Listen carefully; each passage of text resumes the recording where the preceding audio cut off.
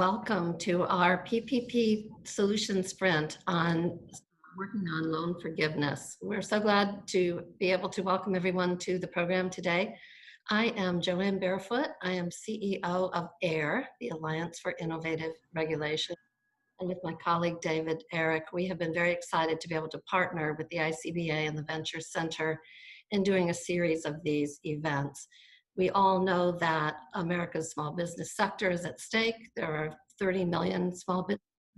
They account for about half the civilian workforce, and some are at risk of mass extinction.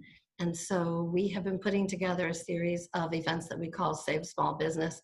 And this is the second one in which we have partnered with. So we are delighted to be able to bring you today a set of solutions. As this group probably knows, community banks are at the forefront of working with the PPP program. The latest numbers that we have are that the program has extended about $511 billion. And of that, banks with less than $10 billion in assets have done 44% of the lending. Your microphone speaking, it would be great. About 5,300 banks have made 2.3 million loans for a total of $225 billion. Technology is and rapidly, the crisis we're in has accelerated. Can I suggest to Karen to mute your microphone? Thank you. We all know how that goes on our Zoom meetings. I want to mention that at AIR we have a podcast show called Barefoot Innovation, and just yesterday I recorded a special episode with the chairman of the FDIC, Yelena McWilliams, in which she talks about the rapid embrace of technology by community banks as the FDIC has been working with them through this unusual situation. We also recently recorded a show with Brian Brooks of the OCC. So we're in a moment of technology transformation, and that's what we're going to talk about here today, how to bring technology to this important work. I want to encourage everyone to have that lunch if you're in a lunchtime zone. And now I want to turn the program over to Charles Potts, the SVP Innovation Officer of the ICBA. Thank you, Joanne, and again, thank you and your team at AIR for your continued efforts in helping us highlight and promote meaningful innovation in this industry. As noted, community banks have played a critical role in serving our nation's small business during this important time of need. And as community banks have stepped up to support their customers during this crisis, it became apparent that the magnitude of need required not only the heroic efforts by our community bankers, but innovative solutions to assist them in those efforts. Today, we're again facing really the next big hurdle in this process, and that's the forgiveness portion of the Paycheck Protection Program. As we have previously done in our first showcase and with our ally and partner at AIR, we're putting on the second PPP loan forgiveness showcase with the help of our long-term partner, the Venture Center, with which we've worked for the past 2 years grooming promising fintechs in support of our community bank innovation-driven mission. I also want to acknowledge our leadership bankers here again with us today. Jack Hardings, our chairman of the board from People's Bank, Bob Fisher, ICBA chairman-elect and president and CEO of Tioga State Bank, and Brad Bolton, our ICBA vice chairman and president and CEO of Community Spirit Bank. Thank you again for your contributions for today's discussion. We appreciate you giving your time and effort to this very meaningful cause. And to the 10 selected fintech participants that we have hand chosen, we appreciate the chance to see your thoughtful approach to the technical challenges bankers and small businesses are facing with PPP and loan forgiveness. We're excited to have you with us and see your solutions in action. And finally, I want to thank our bankers and special guests in attendance. We hope you'll find today's event enlightening as you look to solve the still critical aspects of PPP and the critical support you all are delivering to our nation's economic engines, and that's our small businesses. Now I'd like to turn things over to my partner in crime here, Wayne Miller, who runs our ICBA Tech Accelerator program and is the executive director of the Venture Center. Wayne, it's all yours. Thank you. Thanks, Charles. Great words and great comments to both you and Joanne. Once again, an absolute honor to participate with you all and trying to continue the efforts of community banks and the technology that we're seeing in this world today to address this current crisis in our country. So I also want to mention and say thanks to the companies and the founders that are participating today. You know, this is what I think a good example of co-opetition is, where we can bring competitive solutions together to share what you're doing. You know, there's a big piece of pie out there, as I shared with all of you, and I think everybody can get a slice. We're hopeful that the comments from the bankers that we have with us today and how they represent this very important community of community banks, which again are, you know, 99% of the banks in our countries and providing, you know, 80% of the small business loans and 50% of the agricultural loans that are the backbone of our country. And I like to suggest the community banks have acted as the ventilators to small businesses during this time. So we're grateful for the spirit of which we've been able to bring this together today, for the companies and the founders who are participating. As we mentioned earlier, we're going to do a 5-minute a demonstration of your product and service, and then we'll break from that for about 2 to 3 minutes of questions from the bankers, and we'll cycle through them each time. Also, please feel free to our participants to also share your thoughts or questions on the chat, and through the Q&A aspect, we can also try to pass some of those questions along to Jack and Bob and Brad to ask those as well.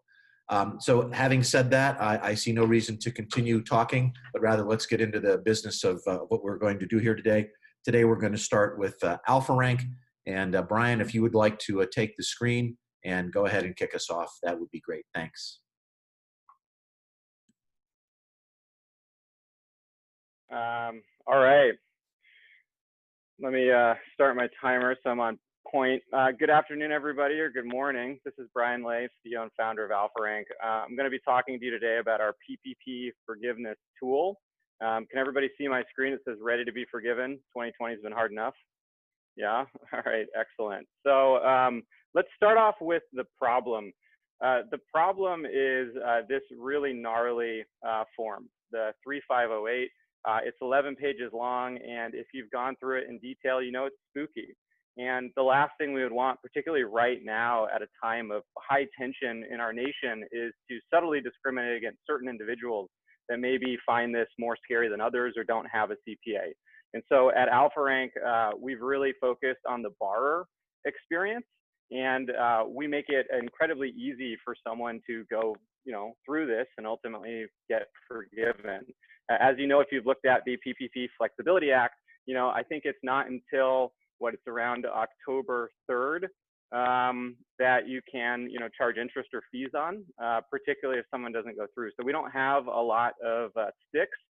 We have to use carrots. And so the carrot we're using here is by giving the borrower an Amazon-like experience where they can quickly go through and ultimately get you the right information that you need to submit the right documents to the SBA. Something that's different between us and other solutions is we allow the borrower to connect their bank account. So they can connect whatever account they have with you, as long with any other accounts they have, or an American Express card. And then we use those connected accounts to ultimately go pull in the relevant data. So they can enter the PPP amount manually, or the other thing that they can do is they can ultimately, you know, progress through. They can progress through and connect the bank account in a more organic way. So let's go.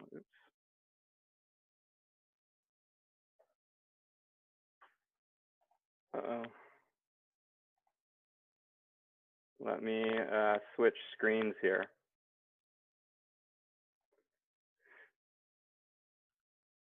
So given time's sake, I have about 2 minutes and 30 seconds. What I'm going to do is I'm going to focus on some aspects that are a little different. In particular, one of the things we do with the bank accounts that are connected is we really focus on pulling in the relevant information from the account so that the borrower doesn't have to enter a whole lot. The other thing is at each step in the process, we allow them to see how much money they are saving or getting back by filling in the information. You're probably familiar with the FTE calculations, so I'm not going to spend too much time going through them.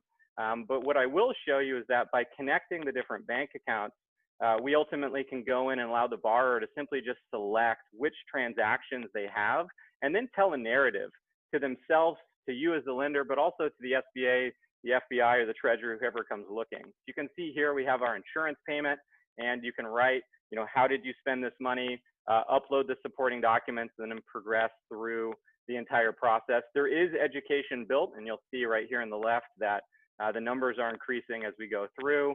So we tell them what are the documents, how do they find it, and then the file format is the documents, the story, and then the transaction data at each step in the process. This allows us to identify any documents they're missing, provide the calculation amount, and then allow them to submit the application and review it. After that, there is a lender portal where you can log in and review the application. And if there's any additional documents that are needed, quite simply send them a comment and say, hey, this document isn't sufficient. You need to go back and fill it in. You can assign particular documents to particular loan officers. All the transaction data and the document selection is stored there. And how we've come up with this approach is we've ultimately got feedback from several state banking associations. So the Kentucky Bankers Association, Iowa Bankers Association, Colorado, South Dakota, North Dakota, also QSI, Meridian Link, and Grant Thornton. And so with all of their input, we've been able to design this very borrower-centric solution. And it's based on our core work of something called customer journey mapping. Customer journey mapping is understanding ultimately why do people not finish an online account. There's a 60% industry-wide abandonment. We don't want that to play a role ultimately in PPP forgiveness. If you're curious to learn more or want to see a slower demo, simply navigate to my LinkedIn page, search Brian Lay. There's a video there that you can share with your peers that walks through exactly what is this Amazon-like borrower approach. So happy to field questions and grateful for the opportunity. Thanks, Brian. Right on time. Brad, Bob, Jack, anybody want to kick us off here? I could start off. Brian, when you integrate the customer's account, what kind of security do you have behind that? And then is everything driven by the customer's access to his banking accounts and there's no integration into our core systems, for instance? That's a great question, Jack. You know how Intuit works or QuickBooks when you can go and connect to your bank account? It's the exact same integration. So it's a division of Visa called Plaid. It requires no work on your side, and everything I just showed you can get spun up in 48 hours. So it's simply a website that you point your borrowers to that we run and co-brand. And there is a manual workflow as well. So should a borrower choose to not connect their bank account, we have the exact same flow, but just manually. But we encourage them because we believe it's easier and ultimately a better experience for them that helps the less sophisticated borrowers submit. So you can get these loans out for books. Thank you. Other questions? Hey, Brian, this is Bob. What's so you said the stand-up time's like 48 hours. What's Yes, the cost? And then also, how quickly can you adjust to new SBA guidance as it's being released? Because we know that that's coming. It's just a matter of how much and how often.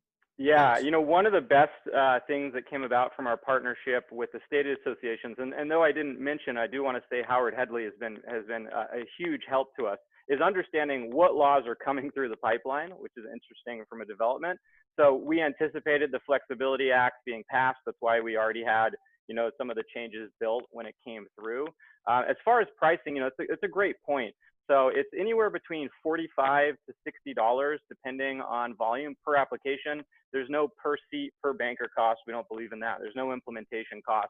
And I do want to say that if some of the institutions on the phone find themselves in a situation where they've given out, hundreds of very low dollar amount loans, that pricing may not work for you. And we're big believers that you shouldn't punish someone for doing the right thing.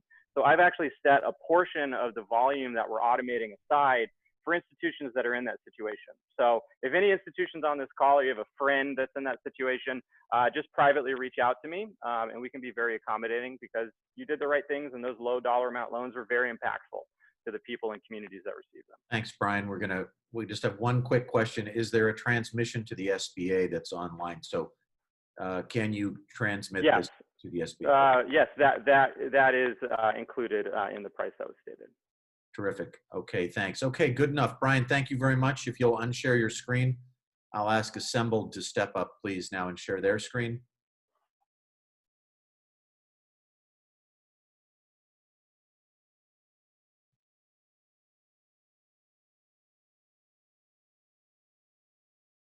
Henry, you'll need to unmute. Sorry about that. Hi, everyone. Thanks very much for this opportunity. And want to echo some of the things we heard there about the contribution the ICBA members have made at this really difficult time for so many small American businesses. I want to launch straight into a demo because we've got a lot to show you, and this is I want to be clear, this is working software, so not a design prototype. This is actually all built and it's actually in production with some lenders already. The first thing that we're asking the lenders that are in production with us to do is to give us a CSV file with the details, the core details of all of their PPP loans that they've issued. As I said, my name's Henry. For the purposes of today's demo, we're going to recast me as the owner of Henry's Bakery, a small Main Street business. So here you can see the core information about that. The way that I'd be invited to take part in the portal is an email from the lender email, from the bank email server. So that'll be easily recognizable to the borrower themselves. And once I click on that link, I will be asked to log in using my TIN, so we can make sure that it matches and we can authenticate that email. And then when I come to the first screen, I find that the core information is already pre-populated for me. We're trying to make things as efficient and as easy for borrowers as we can, especially as the previous presenter said, for those sort of borrowers who aren't going to be working with a financial professional on this. The one, again, similar, here we're asking folks to connect their bank account. So we're using a plaid integration to allow them to connect to thousands of different banks and credit unions so that we can help automatically authenticate some of the and verify some of the purchases that they've made that would qualify for forgiveness. As we move to the second screen, we can see again, information's been pre-populated around the loan number, SBA loan number, the amount that was borrowed. In this case, Henry's Bakery borrowed $150,000.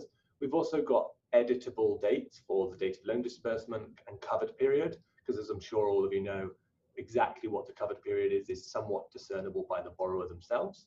There's a checkbox here for if I borrowed more than $2 million, because there's different audit rules for the lender if that was the case. In this case, it wasn't, so we're not going to check that. As we move to the next screen, there's a nice big yellow explanation box about payroll costs. That's what we're asking here. So we lay out for them the rules of the CARES Act and the PPP program, but we do more than that. We break down each individual category, as you can see.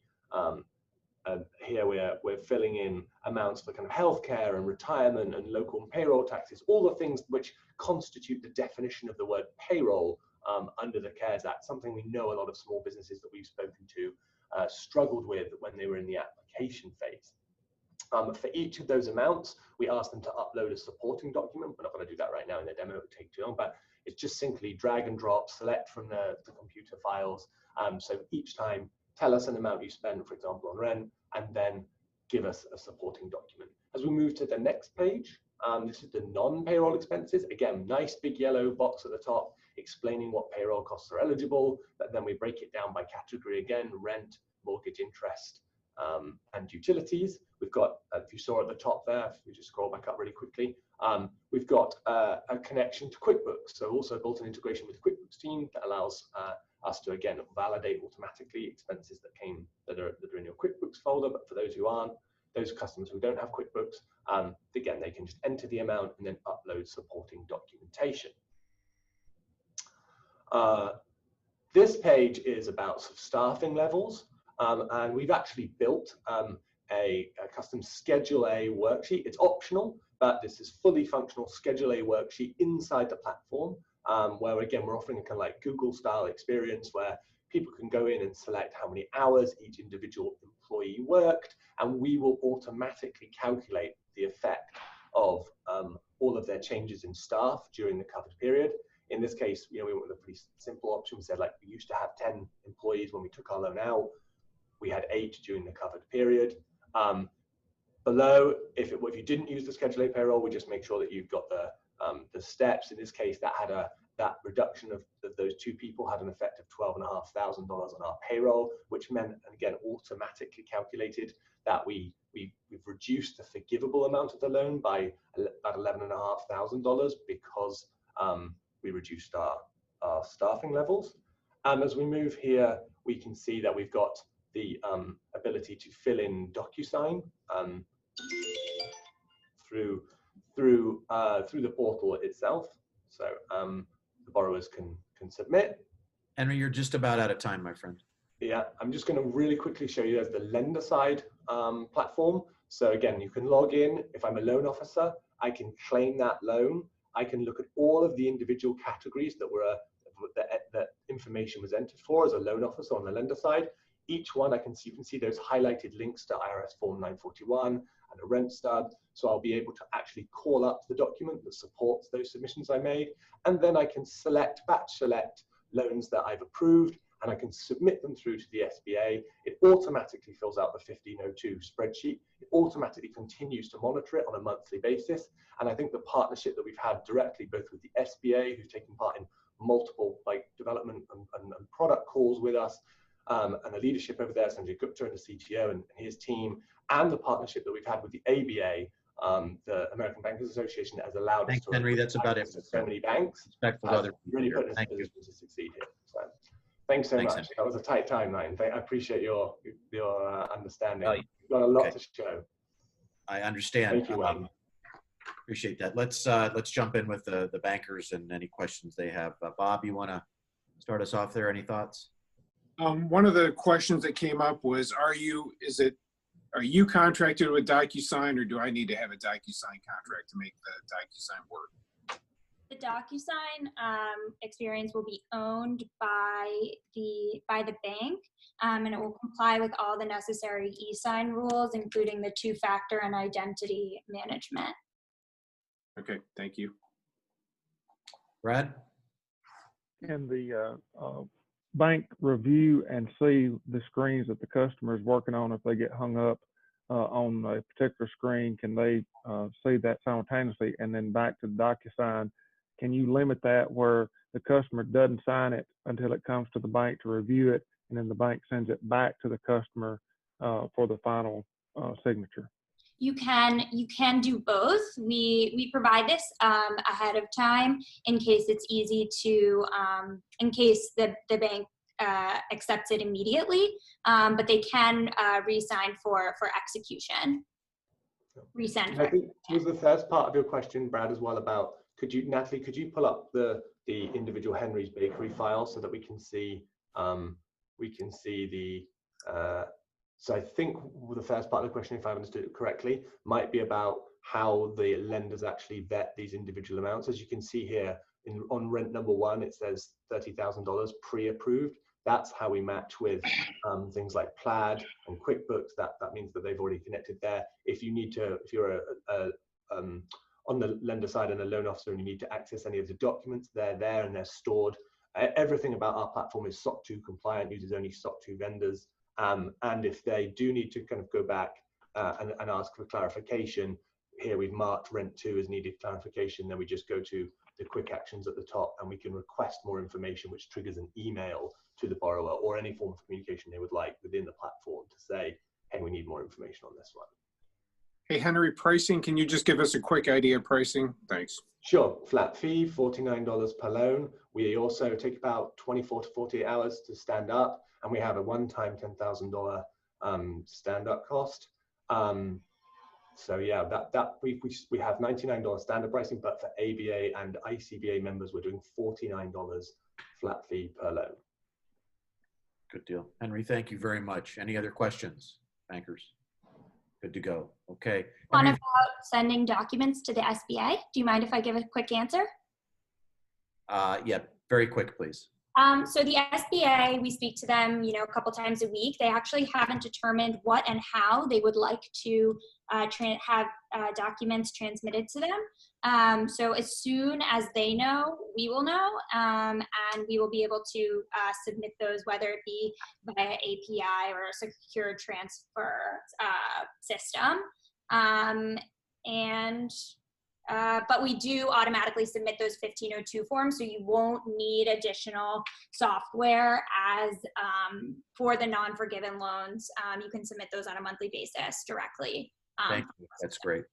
Okay. Okay, if you guys could unshare your screen, please. Thank you very much, Assembled. Appreciate your help. Thank you, Wayne. Thank you to everyone here today. Thank you for the chat. Saji with B3 Analytics, if you'll go ahead and take the floor, my friend, and share your screen, we'll get going. Thank you, everyone. Can you see my screen? We can. Okay.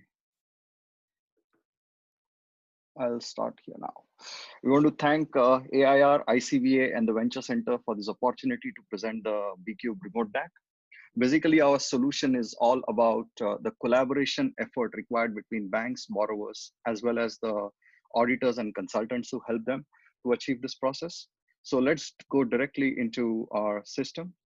So this is basically, I'll start with a financial institution because this is a financial institution centric system. It will help, this is the dashboard which gives them all the information about their forgiveness status across their customer base. And here they could go and click a particular consumer. We call the borrowers as consumers in our system. You could import as many as you want, add a single one, and you could click a particular consumer here, Fred Anderson. This is all a live system, but we're just showing for the sake of a demo very quickly this view. When you open the borrower's view from the financial institution, you would see a checklist. And when you click checklist, it's nothing but all the different, loan items, line items in the schedules. And you will see that there's a relationship manager attached. And for each line item, you could attach different experts so that they could, review the different line items of their expertise and make the validation process much faster. And basically, you go down, you'll see the comments and the workflow and how they can connect with each other. And when they do a comment, at the top, you'll see a mailbox where in the borrower's view, they will see the comment and attachment. And you'll see there is a rule library over here, which is one of our ability. We mine rules on a daily basis. So anytime there's a rule update, you would automatically get a link related to that particular line item if there is. And all the particular files attached by the borrower would be seen at that particular line item. This is a line item view inside, and you could give a comment specific to the line item or a related document level.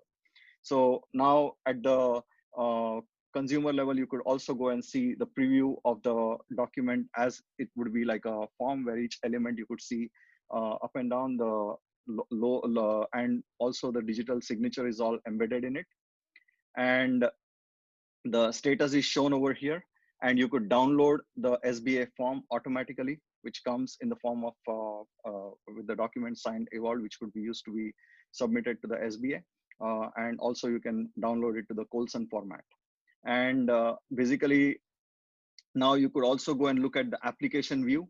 So here, this is another same view, but you could look at, sort by the application, and you could do the same kind of performance. Similarly, you could go at the checklist view where for one checklist item, all the borrowers, how do you assign to different users? You could go and perform that. So it basically gives you a 360-degree view of how you would be able to manage the entire loan process across. And this is another thing to import. You can add as many users. You could add your consultants, or your consultants, if they have a portal with BCube, they could directly connect to your system and connect with each other. And this is now the borrower side view, where you will see they can go and there'll be most of this input will be initially uploaded using the SBA template that we request from the bank, SBA loan template. So you could click the borrower could click edit, and they would see a complete form with each plus sign showing all the instructions at the form level, what they have to fill. The first section of the form is completely populated initially, as I said.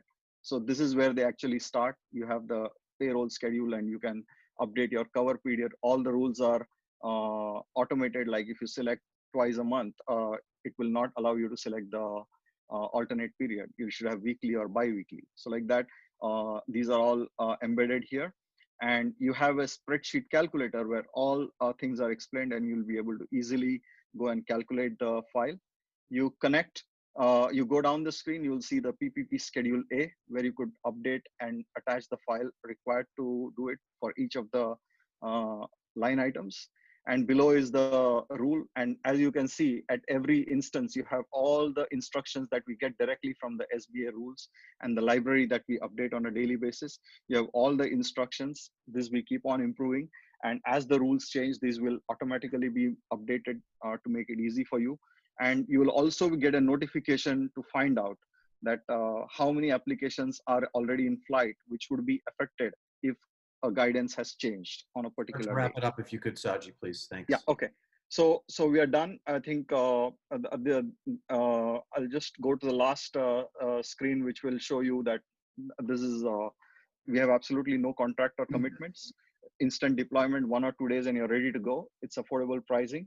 We offer training to your staff as well as to the borrowers. And if you sign up before June 30th, we give an additional 30% discount. Any questions? We are open to it. Terrific. Thank you, Saji. Great, great work. Great work. Brad, Jack, Bob, who wants to lead us off here?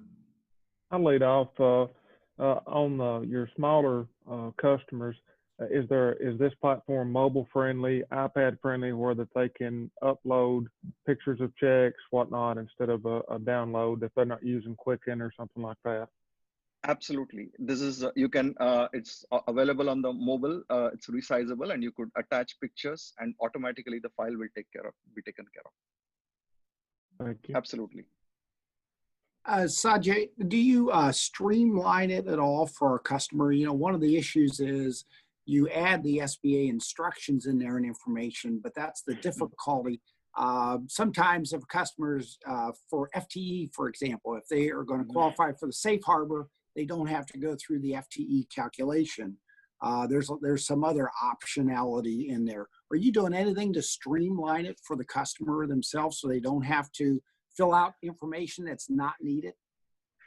Absolutely. We give them a calculator, which basically provides them all the steps on how you go. If suppose it's 24 weeks, how do you break down? That will all be available.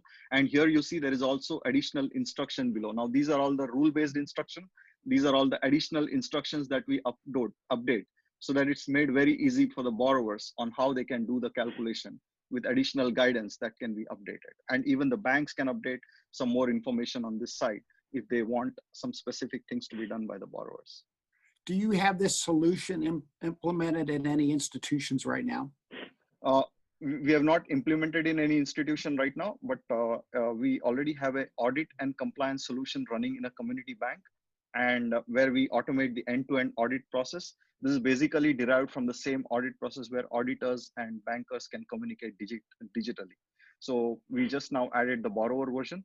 So it's just an extension to help the PPP module. Thank you. Thanks, Saji. We need to move on. Jack, Bob, Brad, thanks. We're going to move on to the next one if there's no further questions. Saji, if you could unshare your screen. Thank you very much. That was great. Thank you so much. Yeah. You're very welcome. Thank you. Thank you for participating. Next up, we have Karen from Boss Insights. Karen, please share your screen and start away here. Hello, everybody. So great to be chatting with you all today. So I'm Karen Moynihan from Boss Insights, and I first want to thank all the people who are involved in this, Wayne, Dan, everybody from ICBA, Venture Center, everyone. And the preparation you gave us yesterday, which was to answer the call to action in a way that speaks to community banks. How quick, how fast, how much? So our platform can be onboarded in 1 to 3 days. It is instant because it's API driven, so it can be done in minutes. And it's a scalable platform with scalable pricing. You will find us priced middle of the road, and we will credit part of the PPP to back when there's a full onboarding for other digital assets, which will give you 30% increase in business revenue long-term per client and up to 10-time product adoption. So a lot of people are comparing a lot of vendors. What we've done here is highlighted where we excel, which again is the API hub.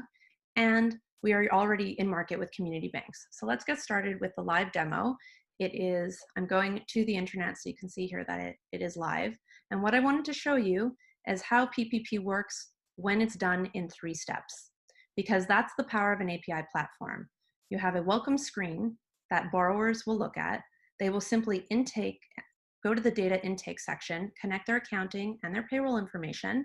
They will then review it because all the calculations are automatically done. So they review all of their information in every one of the forms, and they will attest and they will submit.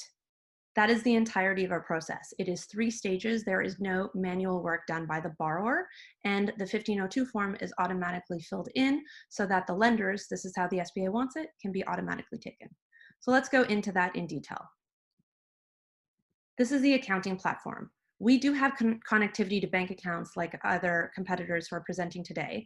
We've decided to go with accounting in this case because you can take multiple bank accounts and connect them to one accounting platform, effectively getting open banking happen. So you can see a complete view and do the calculation automatically. Here we are on Intuit's page, and you can see it connecting. It takes about 10 seconds and it is completed. You can even only include a subsidiary or a parent company if that's how you want to do. So it has maximum flexibility. We have all 10 accounting platforms available. It covers 90% of the market.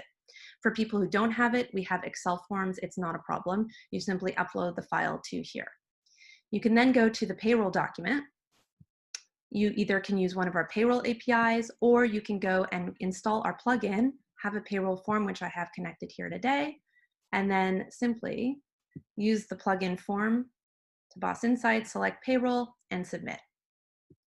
Then you're going back through to connect all of your profile information, which is done by batch, automatically mapped. You can see that QuickBooks is connected here. You are able to modify accounts. Everything will be recorded, available for the 6 years as required. The big ticket item here is the forgiveness calculation, which is long, cumbersome, messy, and error-prone, automatically done. Of course, the instructions are up here at the top, and borrowers can select their reference period, whatever makes the most sense for them. They can select their hourly rates. Any changes will be documented. Safe harbor is automatically calculated.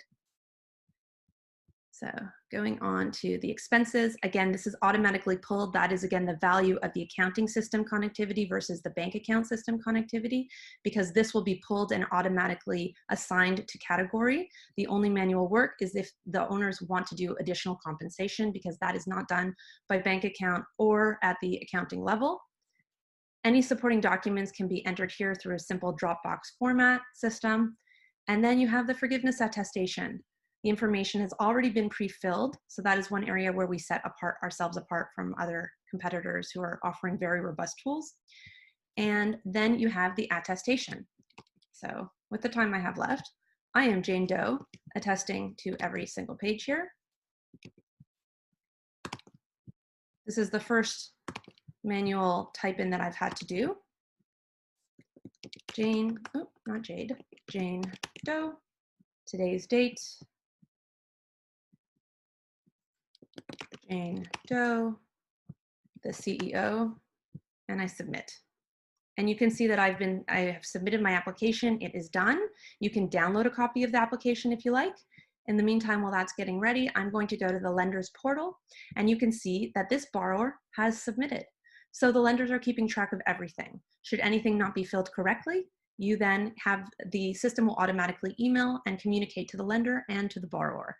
This type of functionality is available for PPP, SBA, commercial, and SMB loans after the fact. And to support the community banks who are really doing a lot of heavy lifting, we do credit the PPP cost towards a full rollout for digital functionality and the ability to delight borrowers down the road.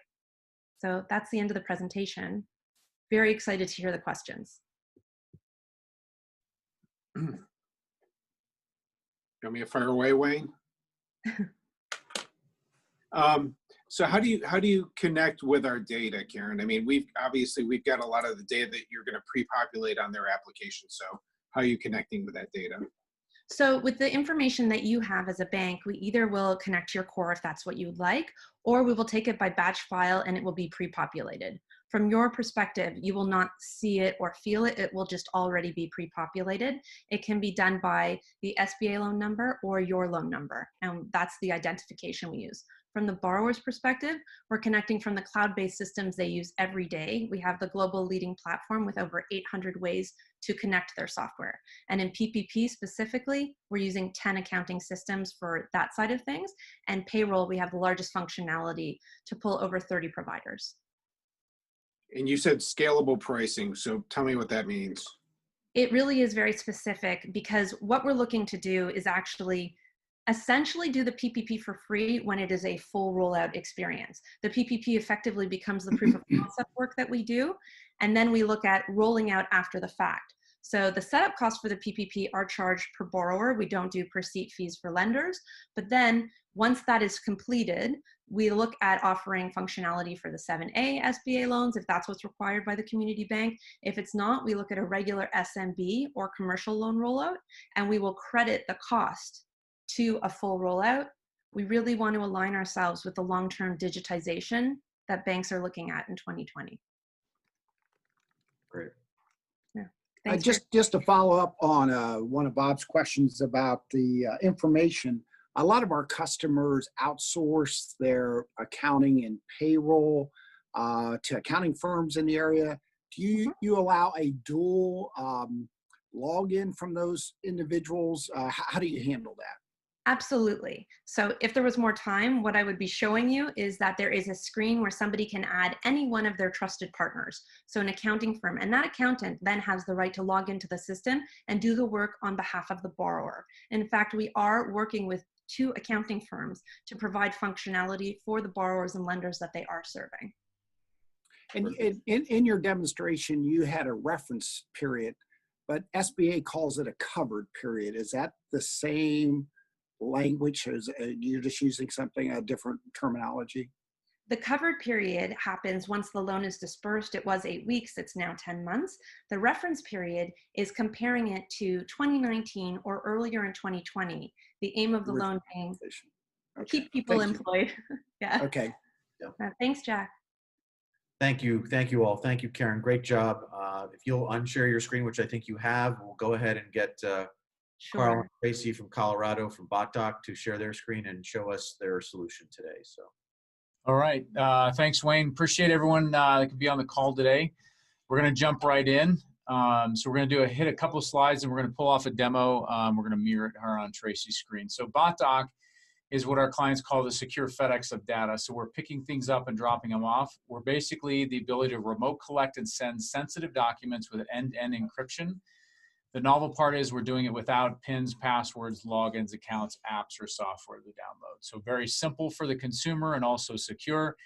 And across the board, regardless of the industry, our clients state that they close transactions at least 50% faster while using BotDoc as compared to other secure solutions.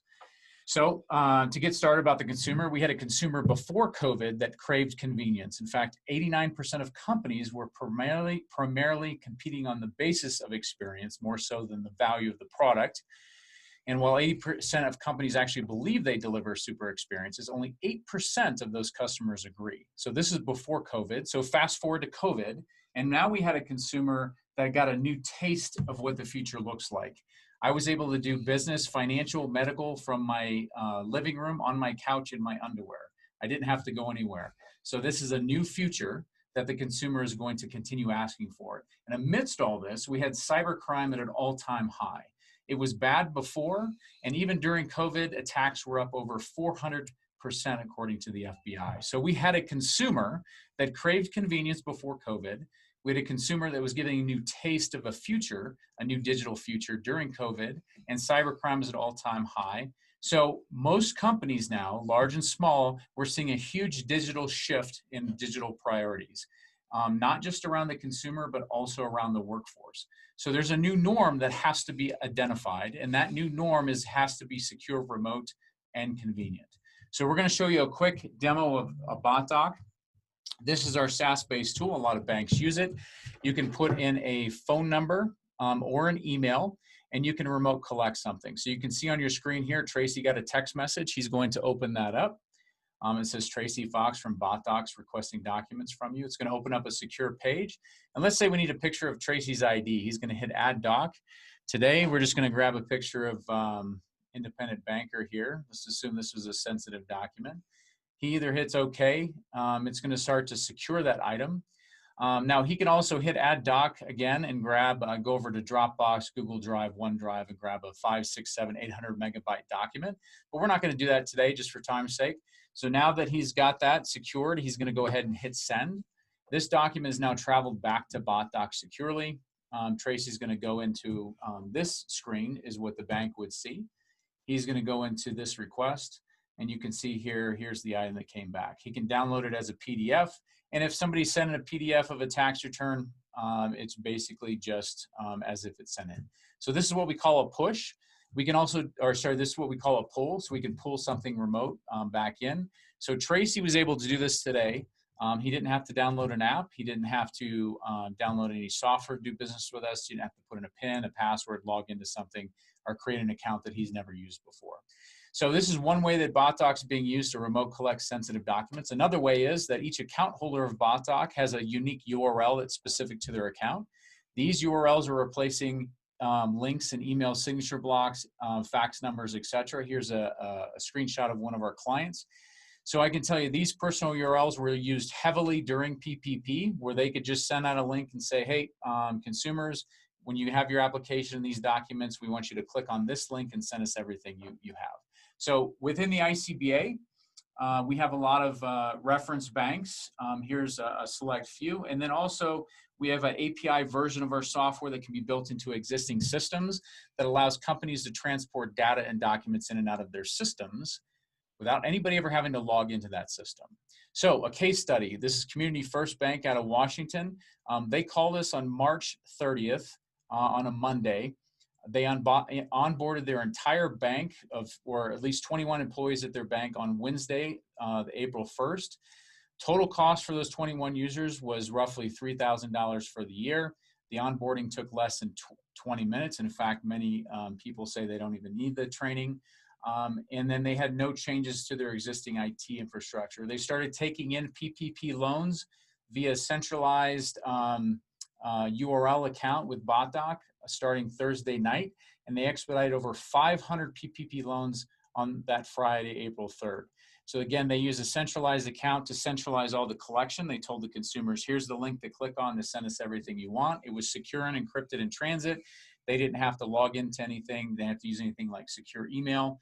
And in fact, they even came back to us and said, of all the other solutions they've used, like secure email, FTP, login to portals, this is the first time ever they had 0 support calls to troubleshoot a login, a PIN, a password, or how to use it. So BotDoc at the end of the day, even outside of PPP, is secure, remote, and convenient, and relatively inexpensive for the institutions that use it. So our pricing is roughly $15 per user per month if you pay monthly, or $12 per user per month if you pay annually. Each user gets 100 requests. You can pull those requests together. We've never had a company go over that. And then there's volume discounts at 50 users, 100 users, etc. So this is BotDoc. This is what we're doing, and we're transforming security around the consumer experience.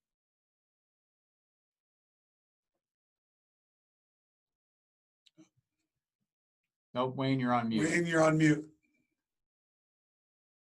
So just real quickly, we have one question which tells us relevant to loan forgiveness. And the reason we asked BotDoc to participate today is because of the amount of interaction that they've had with banks during the collection period for both PPP and also for loan forgiveness. So this is an alternative, and we felt a technology that should be recognized as it relates to this particular aspect of what's happening here today. So hopefully that answers your question.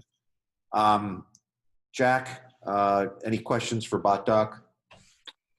No, we are a user of BotDoc, and they do back up what they say. It works very, very easily, and it's well accepted. Okay. Brad or Jack, or Bob? We use BotDoc as well. I'm a big fan of what they do. Would ask if a bank chooses not to use a digital solution, is this something that you guys are going to help banks partner, put that 11-page document as it is right now into some format that you could work with banks to push that out to their customers, and it opens up in some kind of a PDF or DocuSign that customers might try to use it as it is. Is there a way that you could do that? DocuSign. Yeah, great question, Brad. So the newest version of BotDoc, which is in an API form, allows banks to actually do more of a transactional scenario where they can actually push and pull within the same container, not just a push or a pull. It allows the consumer to actually chat back, and actually you can push out a module for signature via DocuSign. In the future, we'll have other modules for IMM, e-sign line, other ones, really whatever the bank wants in there.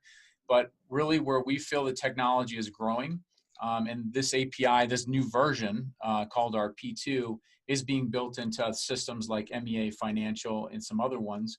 And we're actually actively working on building it into our own application that we just demoed to you as well.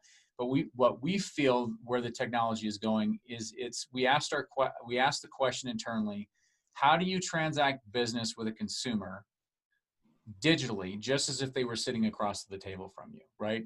Hey, I need your ID, hand it back. Hey, review this piece of paper, sign. You're going to make copies, give it back to them. And then we've even been asked for things as payment. So being able to transact all that within the same session, we really feel like that's the future of the technology. And this will be available in our SaaS-based tool towards the end of this year. And then the API version, like I said, is available and it's being built into other solutions. Thanks, Carl. Okay. Guys, we need to move on. So I'll ask you guys to unshare your screen. And next up, we have Gusto. If you guys would like to take control of the screen and go ahead and get started. Thanks very much, Carl and Tracy. Hey, thank you. Thanks, Wayne. Topher, you ready to go? Yes, I am. Great. So I'm Topher. I'm from Gusto. Just jump over real quick to give you an overview. We are a people platform that helps small businesses, especially those on the micro side. 1 to 100 employees is our target market. We serve over 100,000 small businesses with core payroll, benefits, and HR services. So the reason that our presentation might be a little different than some of the others is that our focus is on helping the employer navigate the payroll part of the Paycheck Protection Program. If you got to use any of our applications or any customers came to you with our report for the PPP loan application, hopefully you found that it was much easier to wade through all of the complexities that are associated with having to find the payroll costs and everything related to it. That complexity goes up tenfold when it comes to forgiveness, because now we're dealing with reductions and things along those lines. And so I would definitely encourage you, whatever solution you're looking into today that's going to actually fill out the applications and guide your consumer through that forgiveness application process, you've got to focus a lot on the actual payroll cost calculations, FTE calculations, because that's the type of stuff that's really going to slow them down in the forgiveness process. So our solution, our report, is really aimed to help our small businesses get to full forgiveness. So I'm going to show you here an example of Al McWiggin at Al's Toy Barn, who already received his report. We're going to jump into it. We know that there are some updates or changes that have to happen as a result of the recent legislation, and we're waiting some of the new guidance. So that'll happen automatically in here as we do it. But basically, if your client uses Gusto, it's going to be incredibly easy for them to enter in the loan amount, when they received it, and then they can enter, if they want to pick some of these options that are available, alternative covered periods, and then they can tell us how much the owners made. Aside from that, we're pretty much ready to go. They can generate a report that's going to show them exactly what happened in their payroll to get you to all those numbers that are required for Schedule A. So we do all the work behind the scenes, calculating through the Schedule A worksheet. That's one of the most difficult pieces of this, and we provide the support so that you can actually review as a lender how these numbers landed into each of these boxes. The employer didn't have to touch anything in here, it was automatic.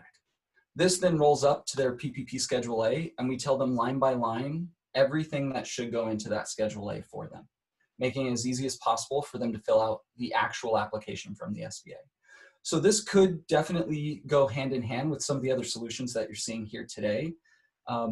You can ask, hey, if your employer has Gusto, just go pull this report, make it really easy to walk through this solution with Alpha Rank or with E3 Analytics or any of the folks that we've seen or heard from today. Or they could just fill out the application directly. And on the top page, we'll call out for them and for you any amounts that we could not verify. And so this is where they entered the employer income. So we'll call it out for you here that, hey, you need to go and verify that this employer actually did receive this income. But things like total eligible payroll costs, the salary wages reduction, headcount quotients, all of the more complex things that actually get calculated will happen automatically for you here. I've also got just a couple different examples of how this would look if they provided different information.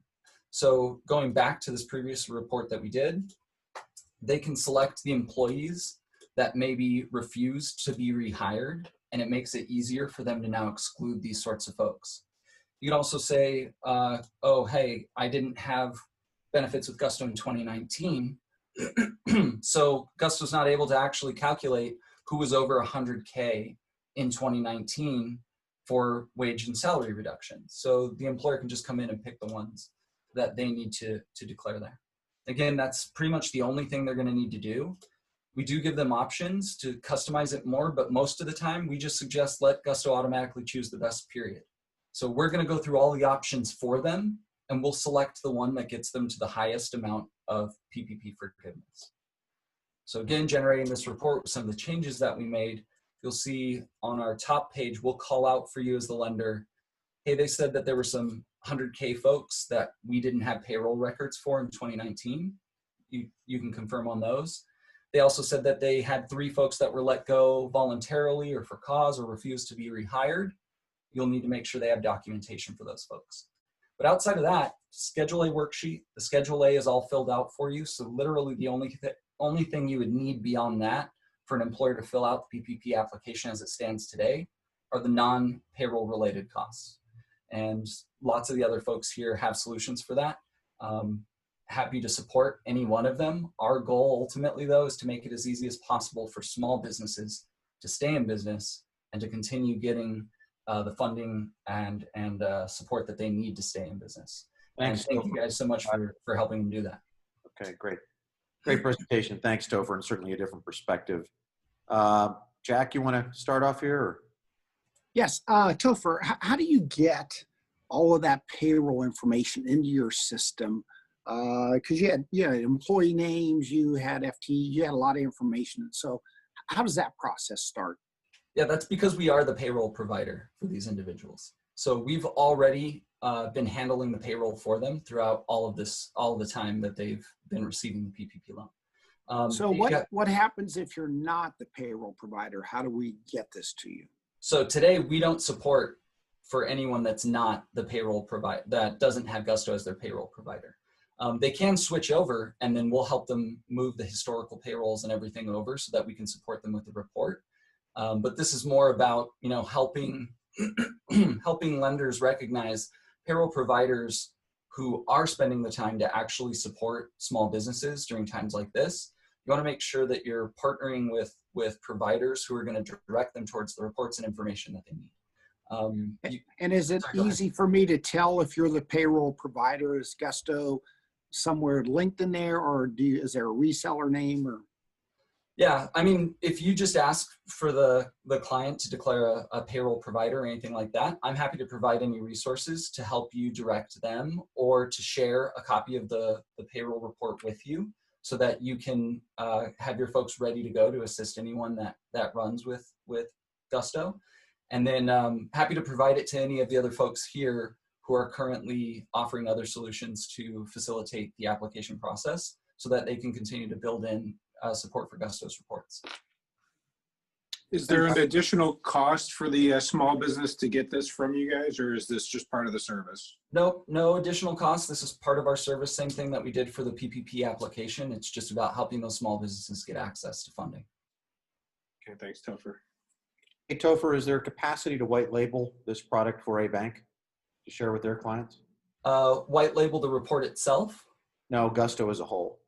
That's a good question. I don't believe that we're doing that today, but I can definitely, anyone that wants to talk, I can put you in touch with our partner channel, and they'd be happy to discuss any possibilities in that vein. Good deal. Okay. All right. I think we're done there. So let me go ahead and say thanks to Topher and to the bankers once again. And let's move on next to Profit Stars, if they would be kind enough to take control of the screen. And Tom, give us that presentation. Thanks. Sure. Just a moment. We'll share. Can I get a screen check, please? Good to go. All right. Thank you.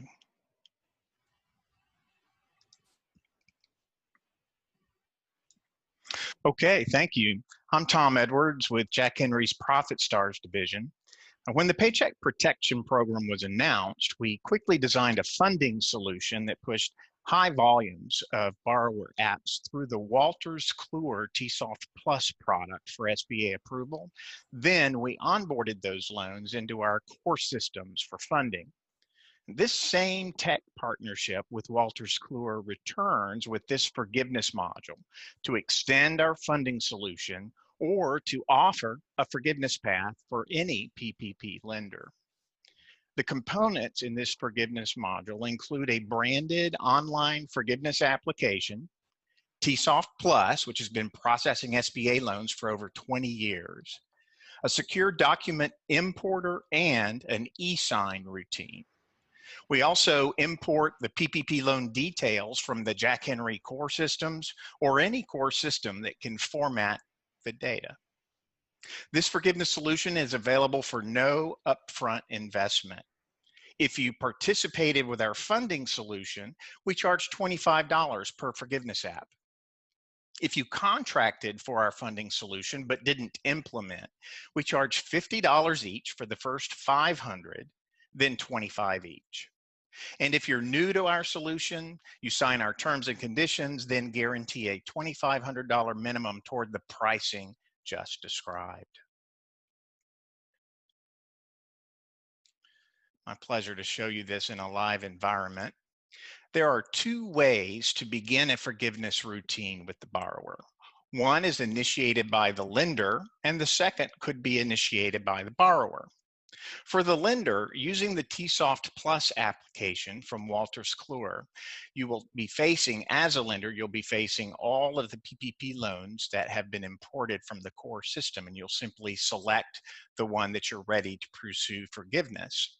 At that point, you'll be looking at loan details for that loan, where you can see all of the historical information having funded that and bringing those funding details into the environment, including being able to click that original forgiveness application, if you like, referencing the information that's available there.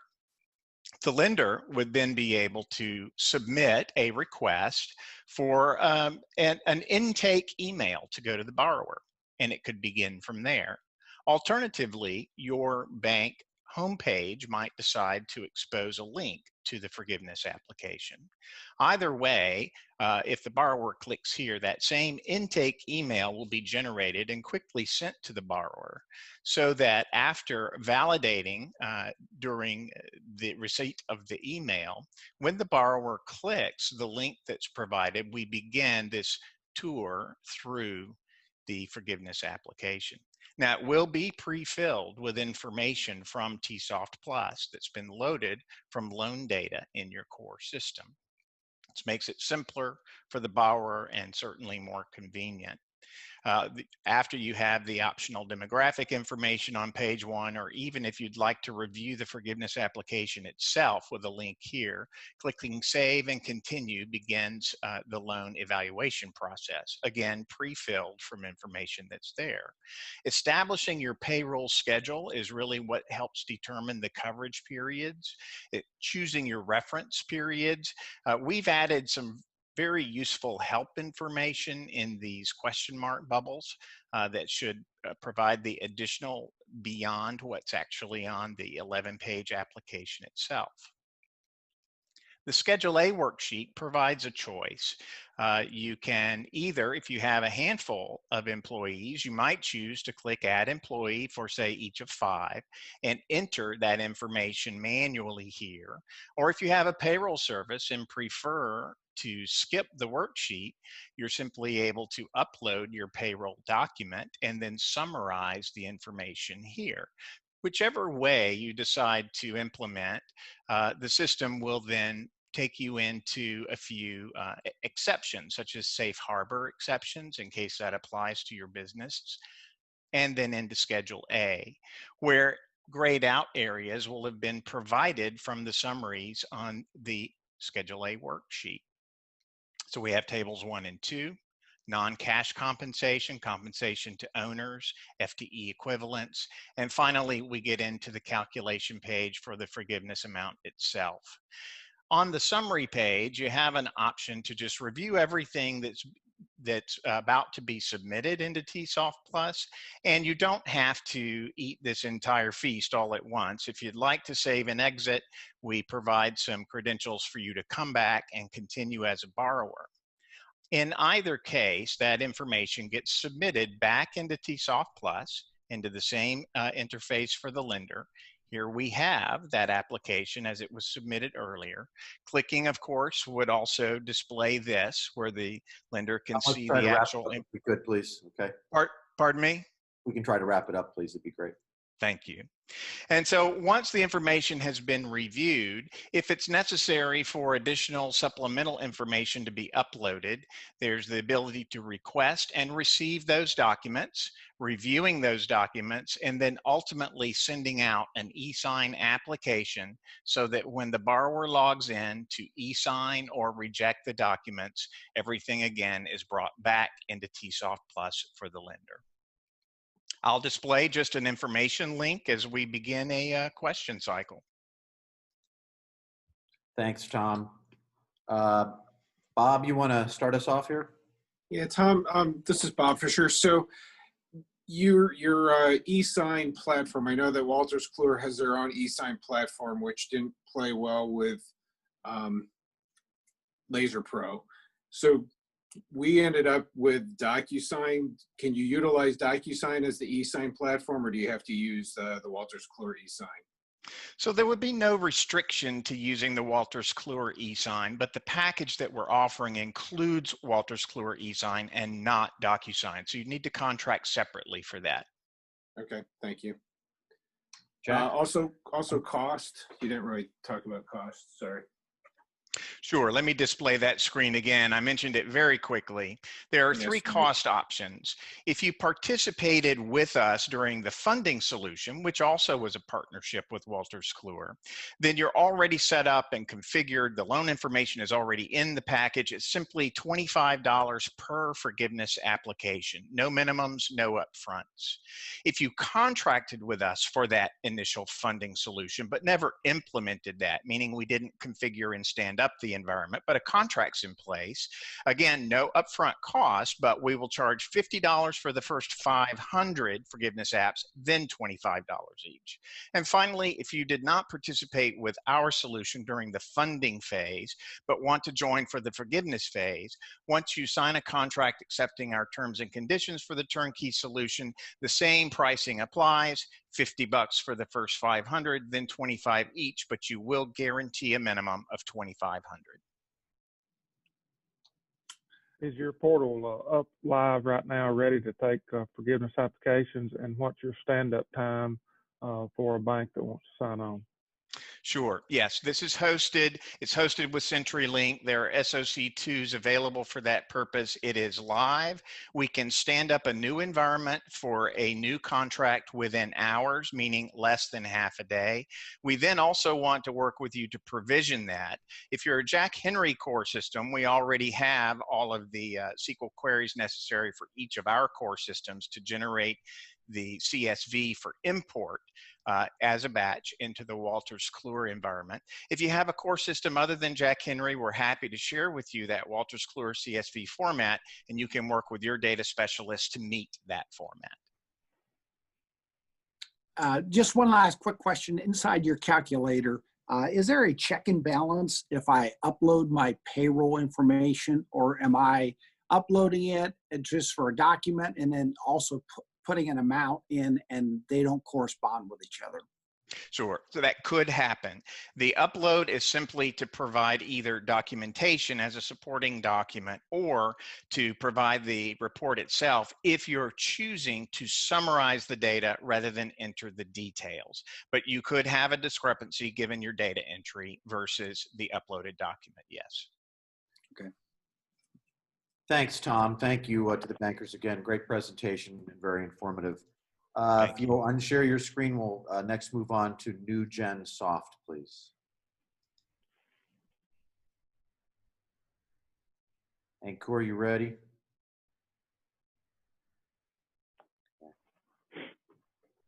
Please proceed. Okay, can you hear me? We can, yes. Yep. Thank you. Thanks everyone for letting us join the panel. I do have a quick brief of the NewGen and the solution, and then we'll jump on to the features of the solution. So NewGen has been working within the financial space for a long time. We have over 200 banks, and we are there in 66 plus countries. Talking specifically about the SBA PPP loan origination and forgiveness. Now this has been built on NewGen's business process management platform. The core feature of the platform itself is agility. So we were able to create the solution within days and implement that within a couple of days. For the forgiveness, as still there are certain guidelines to be pending the form, updated form. So we are expecting it to be 3 to 4 days. Pricing for the solution is based upon the loan portfolio, and it is driven by different tiers of loan portfolio. But we are always happy to work with our clients in terms of providing them the best offer.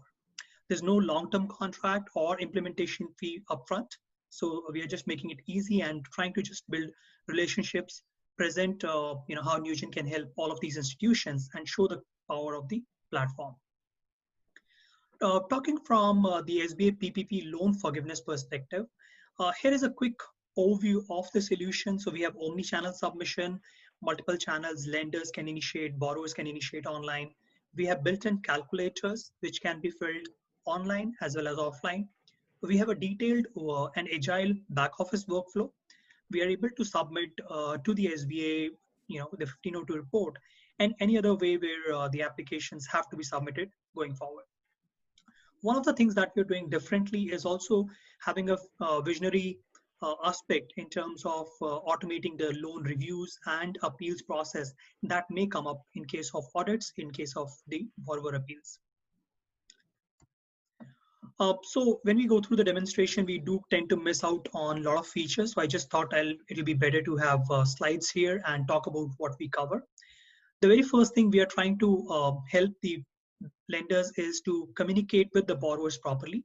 So we have rules-based communication engine, which allows the lenders to send communications even before the forgiveness is due. So they can prepare borrowers in terms of what needs to be captured, when, and how they should collect it. Through these emails, they can also have links through which they can start the forgiveness process. For the borrowers, it is a self-service portal. So they have everything that they want on the portal as per their convenience. They can start any point of time, save it, come back to the same point. They can see how they are progressing ahead. And once they have submitted the applications on the online portal, they can check the real-time status. They don't need to call up the lenders every now and then. Similarly, if lenders feel that there's something missing, again, the borrowers can come back to the same portal and upload the information or correct the information on the portal itself. While this is a collaborative process, we are trying to minimize the number of calls the lenders would receive from these borrowers. Throughout the portal, they have complete guidance and support within the portal. So apart from the tooltips, frequently asked questions, and help sections, we are also having a video for a snippet for the borrowers to go over how to capture the details, what is the best method to fill in the payroll calculations, and so on. For the existing customers, we are able to pull the data from the various lenders Okay, we are able to take it as one-time upload and pre-populate their details. So there's no need for them to fill a fresh application. They can always see what they had submitted during the loan origination cycle. A critical component which has been really liked by a lot of our customers, and we have onboarded more than 5 different institutions for the forgiveness, even though the guidelines are not final yet. So this is one of the components which really helped our lenders. This is a built-in offline as well as online payroll calculator. So the borrowers can download this, share it with their accountants, upload it, and as soon as this is uploaded, it automatically fills in the complete application, and it captures all the guidelines that are there so far, including the Flexibility Act. So we have incorporated those pretty quickly within our solution. It covers different scenarios of safe harbor rules, all the calculations within the sheet. Anchor, you're at the 5-minute mark, but I think you have to try to wrap this up as quick as you can. Okay. Thanks. Yes. So we are able to pre-populate all of this, and then provided based upon the rules, automatically calculate the documents. And then we also have integrated e-sign, back office review, which is completely automated, exception handling within the workflow. Certain institutions are asking us to segregate details on $2 million, below $2 million loans, and so on. We do have real-time reports on the data, whatever data is available within our system. Okay, so this is a quick review of what we are covering. And again, the core features of the solution: built-in calculator, automated 1502 reporting, and we are also gearing up for reviews, appeals, any processes on this process going forward. Terrific. Is that a wrap there? Yes. Okay, great. Jack, you look like you had Yes. a thought. Yeah, I had a question. Really deals with the administrative tools that the bank has. Do you allow us to hold up that application till we reviewed it? And are we able to get inside their application, or is it just simply into their credentials? So whatever is being filled by the borrowers, the lenders can always have access to what they have filled, because these are all simultaneously merged. And if there is any assistance required by the borrowers, lenders can help them in real time. And did you say you had 5 institutions up and yes committed? Okay, yes, thanks. Already on, yes. You said your pricing is based on your loan portfolio. Can you kind of get more detailed about what that pricing means? Yes. So we do have, we have encountered different institutions. So let's say, if the loan portfolio is below $30 million and then from 30 to 60. So we have a flat fee for these institutions. And again, we are ready to work with these institutions to see what is the optimum point for them. Brad, question? Oh, what about the data? Where's the data stored? Do you use like a Amazon web portal, and is it prepared to be out there for the full 6 years? That kind of stuff. Yes. So we do have, we are using Amazon Web Services, and you might be aware, it's all completely compliant with SOC and all those requirements.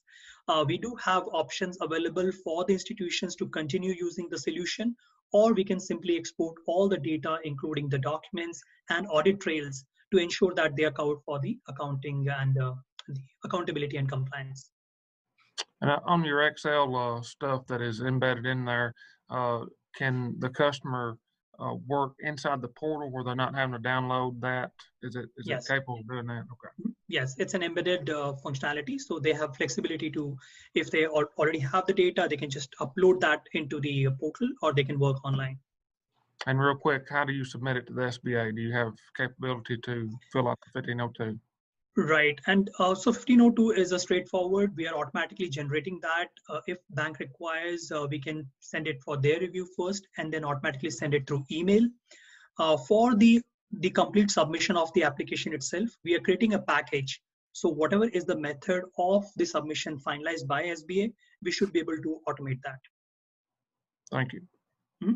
Great job, Anchor. Thank you, bankers. Thank And, you. Thanks, we'll go everyone. ahead and move on. Great job. Let's go ahead and move on next to the guys from Alpha. I think Eric and Abby are here with us with Nirvana Cognition. And let's go ahead and get started. You guys share your screen and jump right in if you would, please. Thanks, Wayne. Hello, everyone, and thanks to ICBA, the Venture Center, and AIR for orchestrating this forum. A big shout out to the community banks who have been the lifeline of our American economy for supporting the small businesses all along. Well, these unprecedented times have led to some unprecedented problems, demanding equally unprecedented solutions like Alpha.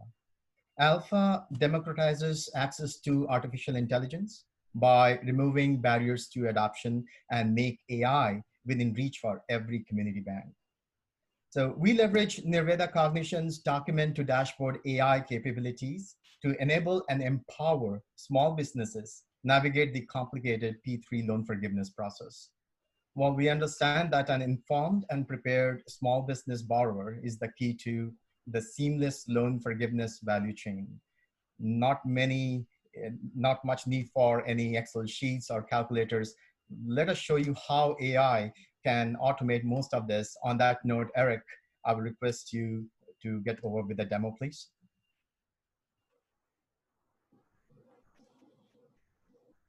Absolutely. Thank you, Abhi. Thank you, everybody.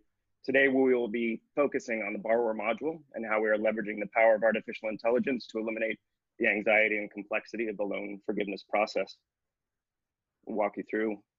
Oops.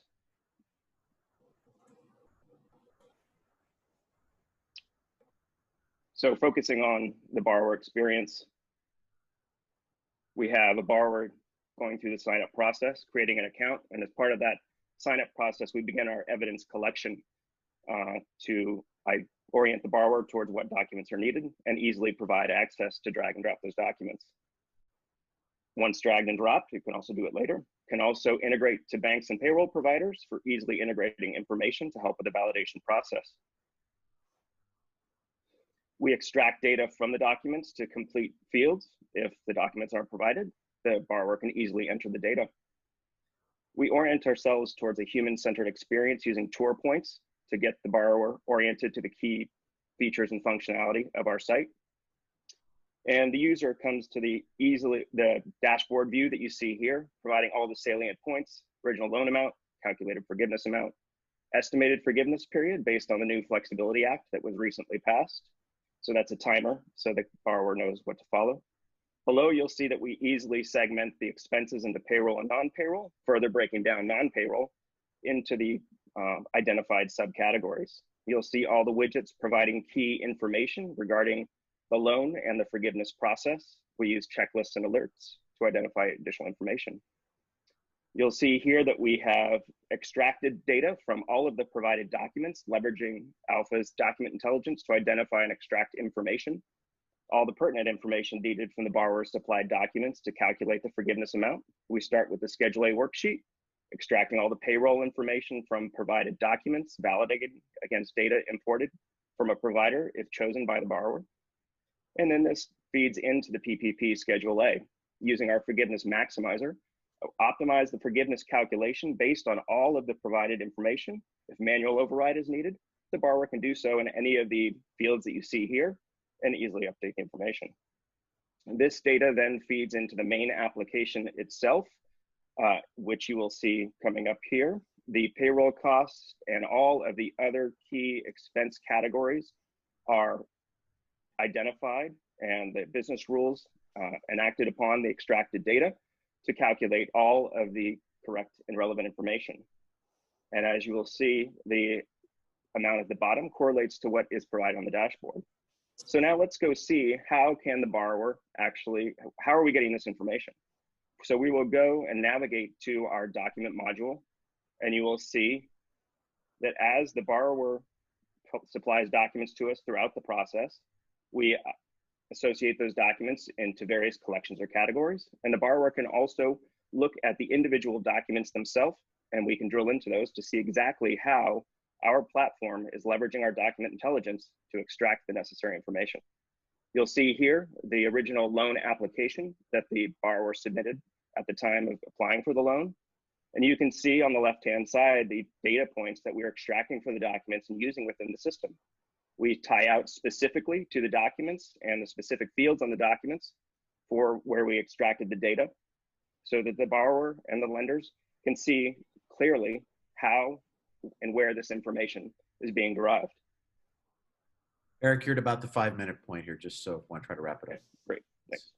And as payroll documents are an important point of the whole thing, you'll see that we also focus on those, and we'll be extracting the key payroll information from the company documents and using those in all of our calculations. So as you can see, Alpha leverages the power of artificial intelligence to make the loan forgiveness journey FAST, fast, flexible, adaptable, simple, and transparent. And with that, we'll open it up to the floor for questions. Okay. Great job. Thanks very much. Bob, you look like you've got something on your mind there. Yeah, I just, you didn't really cover costs. So what's the cost? Are you live today? And is there a way to transfer the data back to us so you don't have to store the data for us for the next 6 years? Thanks. Fantastic.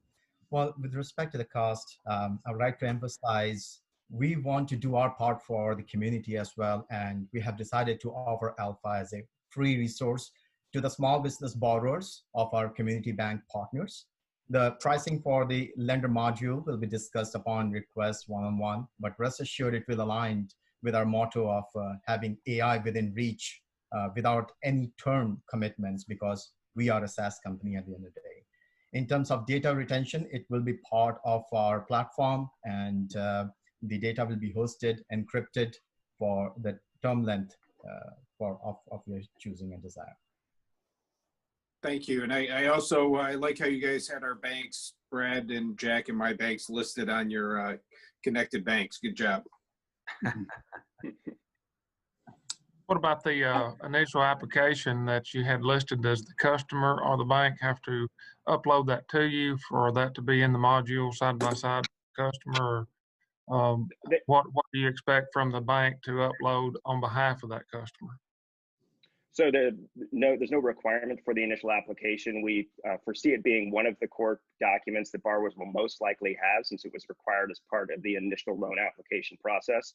So we expect that the borrowers could upload that, and we can extract a lot of the profile information to establish the borrower's profile and ease the data entry component. Won't be a requirement in the lender module either. However, if that's desired, we can certainly take that in. And we'll also have APIs and integrations available for data to be imported from banking systems. One question, if I do not take the lender's portal, but my borrowers do your side of it, can they somehow send the information directly to SBA, or are you going to require the lender to sign up as well?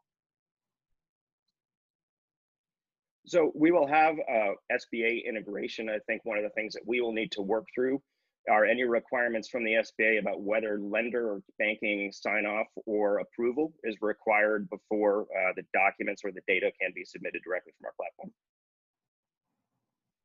One follow-up to that then, if a bank doesn't want to do the lender side, will you let the lender link your platform to their website where the borrower can utilize their website to get to you without signing up with you? Absolutely, we would love to help, but that would definitely mean that we have to get into a partnership so that we know they are your borrowers, so that our objective is to help the community bank empower their customers, the small business borrowers. So we would like to work with you, but it would be really worthwhile if we have an end-to-end experience, because we want to make it a very seamless experience for both the community banks and your consumers as well. Yeah. Abhi, thanks very much, and thanks to the bankers again. If you guys could unshare, we're going to move on next to Virtual Force, please.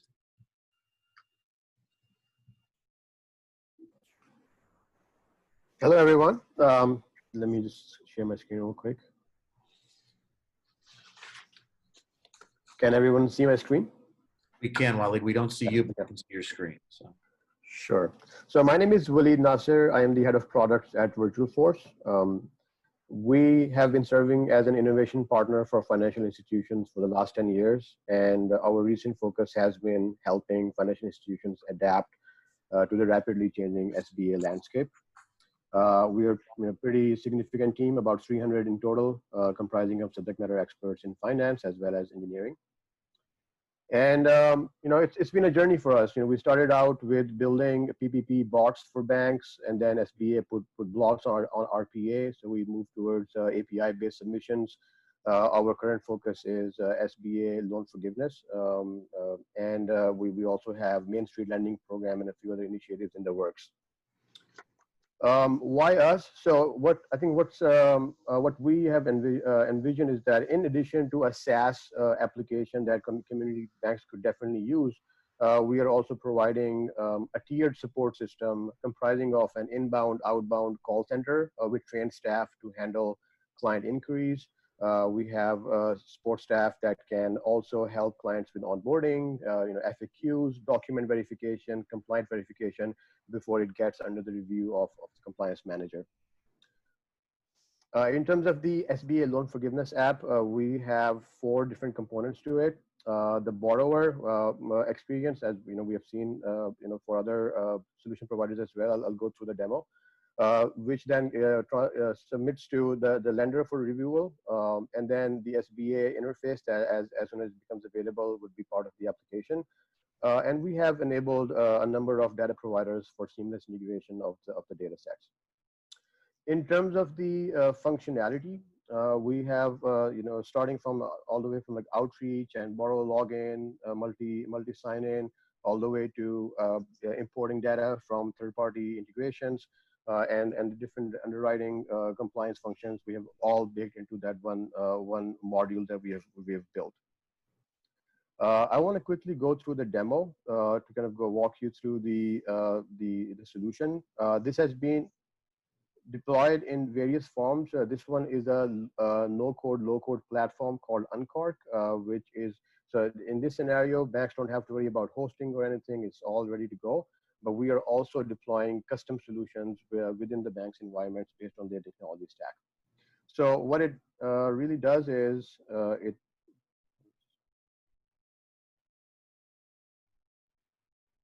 it's a long video. I'm going to just quickly go through it.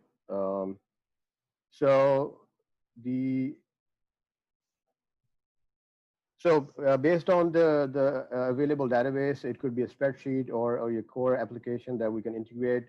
The borrower chooses which loan are they applying for forgiveness. Fill out the information. Some of the information is already pre-populated. Some of it is calculated on their behalf. And they go through the entire experience, provide the documentation. We also have a bunch of integrations already in place, and providing the documentation, they go all the way to digital signage and then submit the application, which then goes to the lender for review. We have a checklist of different items that underwriters need to review before they approve the application. They can provide certain comments and decisions based on the review, and that's the end of the user journey. In terms of the pricing, so we invest in strategic partnerships. So we are offering a 4-week risk-free innovation pilot for deploying a custom solution for the banks, and according to the most recent guidelines. If at the end of the trial you're not satisfied, there's no risk. We underwrite everything. If the pilot is successful, the way we are pricing it is that we are the number of consultants that would be engaged on enabling your team and providing the support, we would just basically charge an hourly engagement price for that. Everything else is baked in. I'll stop here and take questions and answers. That was really quick. Thank you, Waleed. Appreciate the speed at which you went through that. It was actually fairly easy to comprehend, so thank you very much. This is Jack. Waleed, can you talk to us about how many bank clients you have? Maybe not on this, but on any of your PPP solutions? Yeah, we have 5 banks and several CDFIs, the micro lenders. And I didn't quite understand your pricing. I understood the $75 per hour, but the $15 exactly. Explain that again. Yes. So the staff, the call center agents, and the document review specialists, any intermediary support layer you want to add to alleviate burden off of your employees, Those are considered support agents. Consultants are the ones who are solution architects and engineers who would come into the bank and deploy a solution based on your technology stack and integrate various workflows. And are you assuming a 4-week stand-up on this? The timeline is usually 1 to 2 weeks, but every bank is different. Some banks require integrations, which does prolong the timeline sometimes. But these solutions are pretty easily deployed in a matter of days. Thank you. Thanks, Brad. Bob? Is your solution live currently? And back to the $15 per hour, is that what's the time frame on that as far as the customer being able to reach out to you? Is that 24/7? So in other words, you're taking that off of us, and customers got questions, you've got people that's going to take care of that for that price. So I heard 2 questions. So the support can be made available 24/7. It really depends on how many support agents you would want to deploy to assist your clients. Yes, the solution is live and it's being deployed in different forms. As I mentioned, it can be a completely outsourced cloud solution, which that demo we saw. But this could be an example of a native deployment within the bank's environment, customized to your needs. Bob, you good? Okay, good deal. Waleed, thank you. Thanks, great job. Thank you, guys. Okay, and certainly last but not least today, we have Viram. Ryan, I think you want to get up there and do your bit and share your screen, and we'll go for it. Perfect. Quick audio visual test. You're good to go. Working man. okay? Yep. Awesome. Thank you. Thank you. Thanks for the opportunity. Quick intro for myself, Ryan Ledwith, Director of U.S. Sales for Viram's reseller practice of Appian software. So the application that we'll be demonstrating today was built using Appian's low-code software development platform. Viram's been a partner organization at Appian for the past 10 years. Appian's been around for 20 years. And again, low-code automation platform means that you can use Appian to build new software solutions very quickly. Because of the visual design environment, low-code is deemed up to 20 times faster than custom coding. So ultimately, the PPP application we're demonstrating today is highly configurable. We realize that the situation is fluid, so if there's new regulations that come down, it's very easy to make configurations to the workflow to adapt to those changing requirements. So I'm going to play a pre-recorded video of the demonstration and just quickly annotate over it. Right now, we're in the borrower view. So this is, again, an application that Viram built using the Appian platform. So as a borrower, I have the ability to take a couple different actions. I'm going to start by applying for loan forgiveness. I can quickly pre-populate a lot of this information by entering social security number or like an EIN, whatever types of identifiers you provided on your original loan application. Once all this information is filled out, you'll notice I'm just responsible for providing a couple other details. Once that's submitted, I can move on to the worksheet portion where I have the option to either queue in the values based on manual entry or do an Excel upload. So we have provided a worksheet template that borrowers can quickly fill out with their own payroll information. Once it's completed, they just simply drop that Excel file back into the application. And they can click read the Excel document to actually present all of that information in a grid view to the borrower so that they can, again, make any edits as necessary. If that's all set, you can move on to the next section, which involves, of course, Schedule A. Again, you'll notice a lot of the values here are pre-populated based on information you submit through the Excel document. So that the borrower, again, is just responsible for a couple of unique values to their organization. These couple edits that are being made, you'll notice on the right-hand side that that's reflected within the calculations. The logic behind those calculations lives within Appian. So even though this video was recorded before the 60% legislation information came down, changing those configurations to the logic in Appian is very easy to do. So we'll go ahead and skip ahead. Once the worksheet information is submitted, you as the borrower can actually go ahead and just drop in all your proof documents. Appian does have built-in document management capabilities. So once you're all set, the form is digitized, preloaded with a lot of information, so you can just apply a quick e-signature using a tool like DocuSign. You'll ultimately be given a reference number to go back to. You can log back into the borrower portal, you'll see here, where you can take a look at all of your loan information. Whoops, sorry about that. Take a look at all of your loan information that was originally provided. We'll go ahead and skip ahead here. You can check the status. You can look at all the information you provided on the schedule, take a look at any of the values that you actually submitted. And you can also add notes or communicate with the borrower or the lender themselves. So now we're moving into the loan officer view. So this is the lending dashboard that your loan officers will work from. You'll see there's a lot of KPIs presented at the top of the screen, such as loans approved, those forgiven, and the different quantities for each. As a loan officer, you can take a look at the applications you're already working on, or you can jump into the forgiveness requests queue to assign one to yourself that's unattended. Once you assign one of these forgiveness requests to yourself, no one else can work on it. But you also notice once you assign it that you're able to unlock certain actions that you can take within the context of that request. You can request more information from the borrower. Maybe there's some information missing that you want to just quickly send an email to them for further information. You can, of course, submit to the SBA once it's finalized. You can reject an application, grant edit access to certain portions of the application so that the borrower just has to update a couple fields. And of course, you can also generate Form 1502 for final submission to the SBA. Appian's also very strong at case management. So you'll notice that right now, this is in the demo, it's built manually, but this step could be automated where you're actually requesting that a forgiveness decision made by the loan officer goes through a management review to ensure that the information there is correct. You can also, as a loan officer, add and update reminders for yourself to make sure you're holding yourself accountable to certain SLAs. You can send an email to the borrower. And of course, you can take a look at all of the information provided from the borrower on their original application. Once you're ready to submit to the SBA, we have this quick checklist just for the sake of the demonstration, verifying that these steps were done. It's sent in for approval. Again, you can update the SBA response, indicating whether or not the SBA approved or rejected the forgiveness request. And then we give the loan officer one last step to actually approve the date and the forgiveness amount before they pass that decision on to the borrower in question. Quick click through on some of the tabs above here. The worksheet information, again, presents all the information provided from the borrower. There's an audit trail of all activities being taken by the loan officer.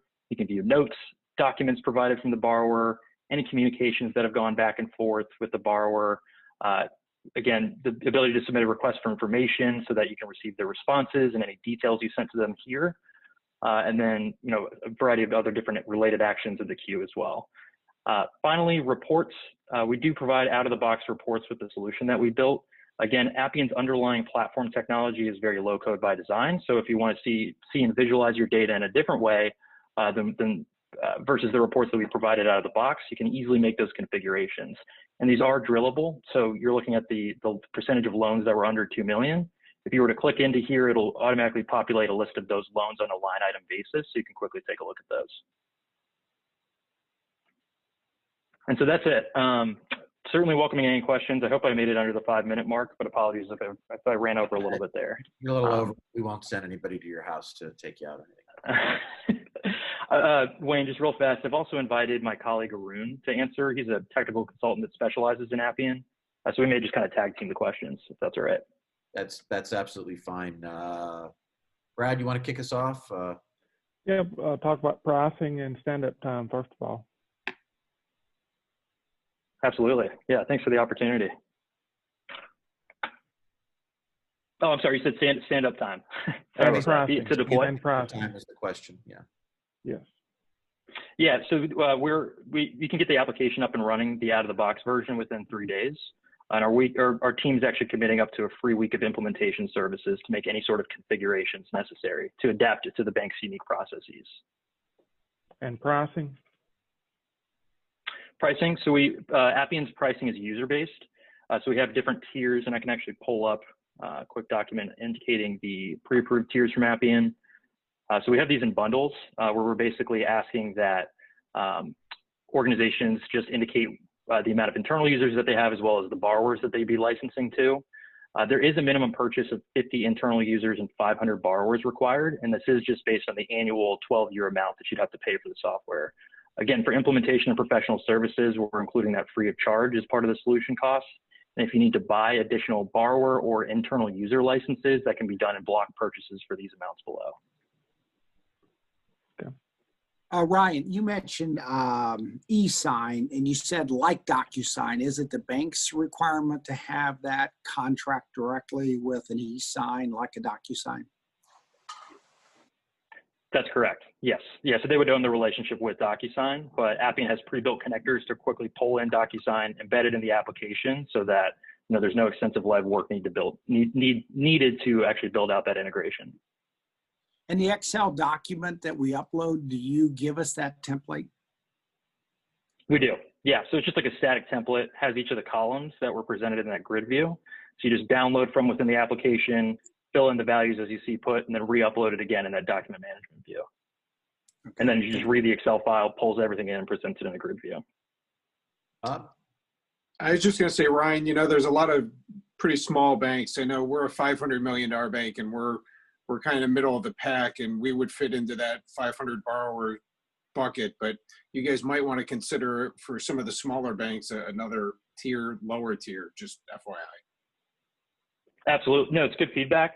Much like some of the other organizations have shared, we're highly flexible to work with banks on cost. So if there is a significant difference in the number of loans being serviced versus the number of internal users, we just want to work on a case-by-case basis to understand what fits your criteria for pricing. But thank you for the feedback. Yep. Good deal. Any further questions for Ryan? Good deal. Ryan, thanks very much. If you'll unshare your screen, we'll... Thanks for the opportunity. You bet. You betcha. Thanks for joining us today and for your spirit. We appreciate it very much. So that wraps things up for us today. I want to turn things over to Charles, but I just also want to say thanks to all the folks who participated today. Again, the spirit of this is so important to what's happening in our country right now. Also to our bankers, Brad, Bob, and Jack. Thank you, guys. You, as I said, we've doubled your pay for this opportunity once again. So look for that check in the mail coming from the Venture Center. With that being said, I'll pass off to Charles and take a step back. And again, thank you all very much.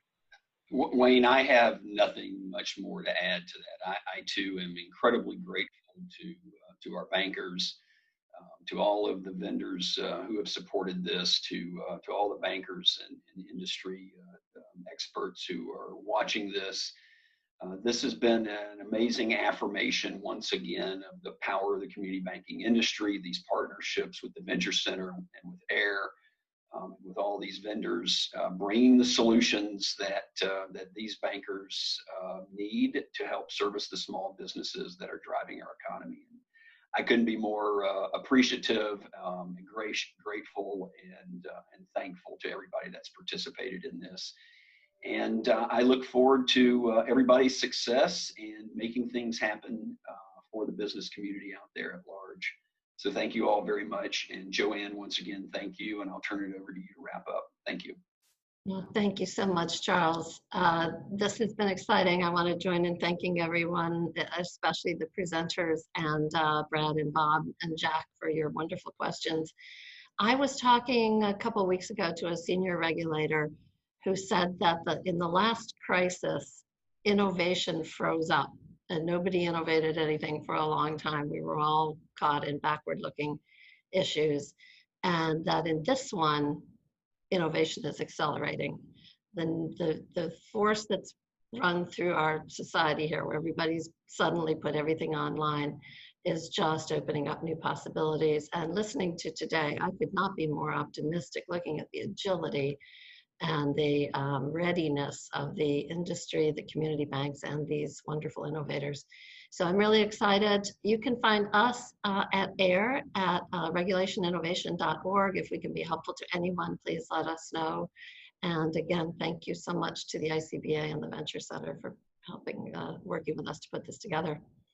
It's been inspiring. And just one last point to our participants, if you want to go to the venturecenter.co/PPP Tech. You'll see that behind me here. I think I pointed at that correctly. And there will be information on all the companies that participated, links to their websites, et cetera. And of course, information about the Venture Center, the ICBA, and of course, AIR. So again, thank you all so much, Joanne, Charles, everyone. And great to have this sort of an impact and to find relevance for what you all are doing and its application to a country and a community of bankers who really needs that help. So I wish you all well, be healthy. Now go wash your hands and take the rest of the day off. Thanks. Thanks, guys. Thanks, everybody. Thank you. All right.